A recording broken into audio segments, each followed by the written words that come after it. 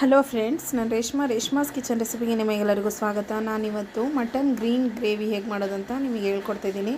ನಾನು 5ರಿಂದ 6 ಈರುಳ್ಳಿ, ಸ್ವಲ್ಪ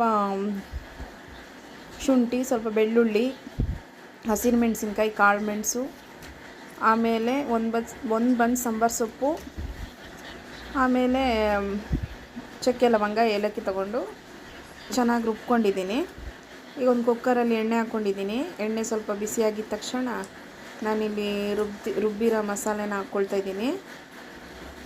ಚೆನ್ನಾಗಿ ನೈಸಾಗಿ ರುಬ್ಕೊಂಡಿದ್ದೀನಿ. ಇದು ತುಂಬ ಚೆನ್ನಾಗಿ ಟೇಸ್ಟಿಯಾಗಿ ಬರುತ್ತೆ, ತುಂಬಾ ಚೆನ್ನಾಗಿರುತ್ತೆ. ಚಪಾತಿಗೆ, ರೊಟ್ಟಿಗೆ ಎಲ್ಲದಕ್ಕೂ ಚೆನ್ನಾಗಿರುತ್ತೆ. ನಾನೀಗ ಇಲ್ಲಿ ಮುಕ್ಕಾಲು ಸ್ಪೂನಷ್ಟು ಅರಿಶಿನ ಹಾಕ್ಕೊಂಡಿದ್ದೀನಿ.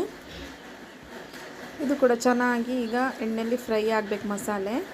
ಅಲ್ಲಿವರೆಗೂ ಚೆನ್ನಾಗಿ ಹುರ್ಕೊಳ್ಬೇಕಿದ್ನ ಹುರ್ಕೊಳ್ತಾ ಇದ್ದೀನಿ. ಸ್ವಲ್ಪ ಎಣ್ಣೆ ಜಾಸ್ತಿ ಹಾಕ್ಕೊಳ್ಬೇಕು. ನಾನಿಲ್ಲಿ ಇದಕ್ಕೆ 1 kg ಮಟನ್ನ ತೊಳೆದ್ಬಿಟ್ಟು ಚೆನ್ನಾಗಿ ಇಟ್ಕೊಂಡಿದ್ದೀನಿ. ಆ ಮಟನ್ನ ಈಗ ಇದಕ್ಕೆ ಹಾಕ್ಕೊಳ್ತಾ ಇದ್ದೀನಿ. ತುಂಬ ಚೆನ್ನಾಗಿ ಟೇಸ್ಟಿಯಾಗಿ ಬರುತ್ತೆ ಫ್ರೆಂಡ್ಸ್. ಒಂದು ಸಲ ಟ್ರೈ ಮಾಡಿ ನೋಡಿ.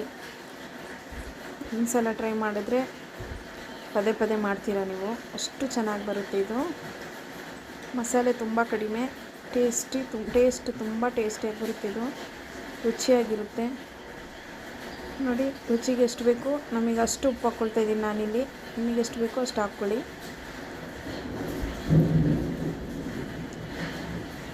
ಈ ಥರ ಚೆನ್ನಾಗಿ ಮಟನಿಗೆ ಮಸಾಲೆ ಚೆನ್ನಾಗಿ ಇರೋ ತನಕ ನಾನು ಫ್ರೈ ಮಾಡ್ಕೊಂಡಿದ್ದೀನಿ.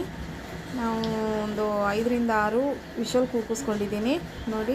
ಸ್ವಲ್ಪ ನಾನು ನೀರು ಹಾಕಿದ್ರಿಂದ ಈ ಥರ ಬಂದಿದೆ ನೋಡಿ. ಇಷ್ಟು ಬಂದರೆ ಸಾಕು ನಮಗೆ. ಸೈಡ್ಸ್ ಬೇಳೆ ಸಾರು, ತರಕಾರಿ ಸಾರು ಸೈಡ್ಸ್ಗೂ ನಮಗಿದು ತುಂಬ ಚೆನ್ನಾಗಿ ಅಡ್ಜಸ್ಟ್ ಆಗುತ್ತೆ ಅನ್ನಕ್ಕೂ.